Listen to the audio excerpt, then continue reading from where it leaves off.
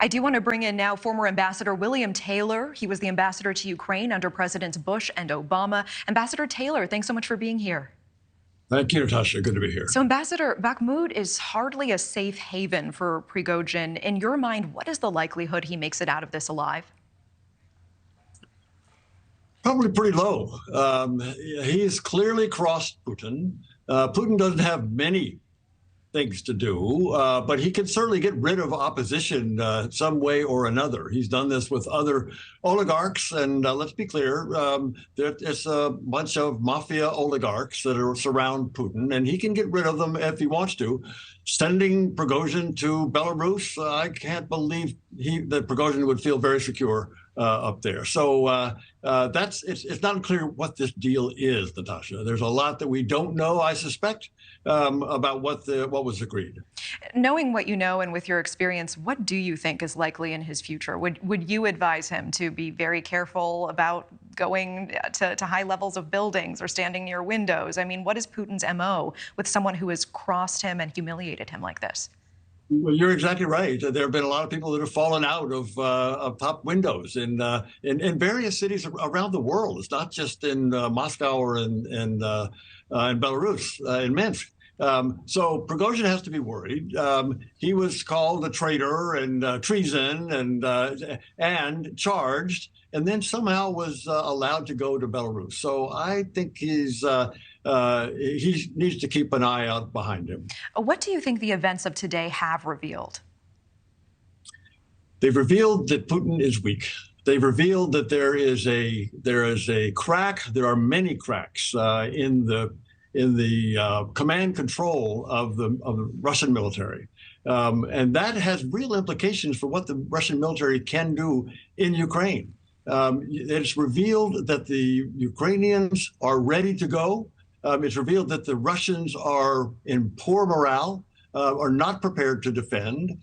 They've had to weaken their own defenses up and down the line in Ukraine. So the Ukrainians, who have been preparing this counteroffensive, Natasha, you've been reporting on this for months now, it's ready.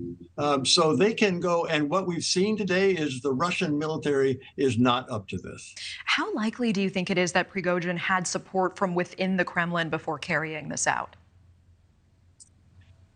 For a long time, Prigozhin had the support of Putin. There's no doubt.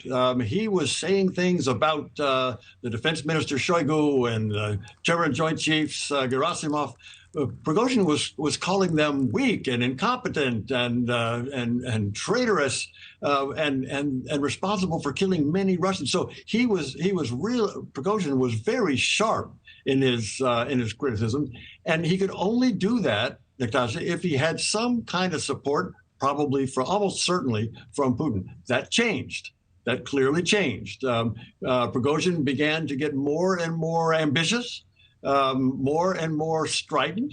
He even came closer and closer to criticizing Putin, which is not done unless you have a death wish. And so that suggested to Putin, apparently, that he had to shift. And he took his support away from Prigozhin. What does the current administration need to do now?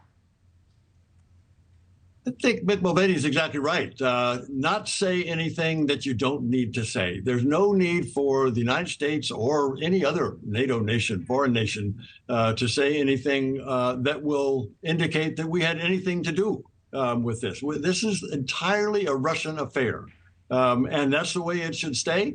They've made a mess of it. They didn't need any help from anybody else outside. So I think the United States is doing the right thing of just not saying anything. I appreciate that. And very last question, Ambassador Taylor, what does this mean for the war in Ukraine? And is there any way for Ukraine to still take advantage of the history that was made in the last 24 hours? Absolutely, Natasha. Absolutely. That is the big takeaway, that Prigozhin pulled his Wagner troops out, sent them to Moscow.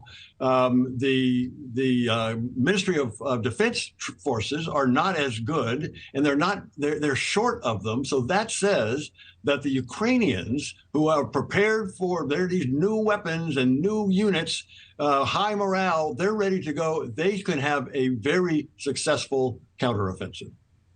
I appreciate that. Ambassador William Taylor, thank you so much. Thank you for watching. Go to newsnationnow.com to find News Nation on your television provider. And don't forget to click the red subscribe button below to get more of News Nation's fact-driven, unbiased coverage.